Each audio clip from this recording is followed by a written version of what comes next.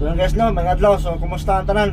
So karon nala ko i-share sa inyo bahin na ning atong Facebook update karon. So nag-update ang Facebook karon bago. So nako yung mga nadunggan nag-ingon gud nga nawala na daw katong kuan sa bagong update, nawala na daw tong si Inside.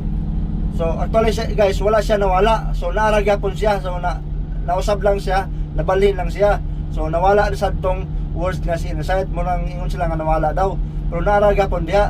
So kaning video para lang ni sa wala pa nakabalo no, og ako na itulo sa inyo og asa nato na makita karong bagong update nga sa atong Facebook, kung asa na makita ang si Inside karon. So karon ato ta sa atong Facebook, ato ta sa atong profile. So click pa lang nato diha sa atong dashboard, makita na nato diha nga nausab na gud siyang format kay sa una ang kaning notification og sign nga kuan na dashboard og kaning nga friend request og kanang play button na sa babaw sa una.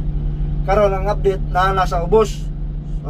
So karon mangita ta sa video. So karon diri sa atong video karon makita nimo diha kaning karon na like, comment and share. So wala na kay makita nga si Inside diha sa una sa nadia sa babaw sa kuan na makita nimo nga si Inside sa babaw anang like, comment and share. So makita nimo diha ang si Inside sa una sa babaw anang comment, like and share. Karon wala na.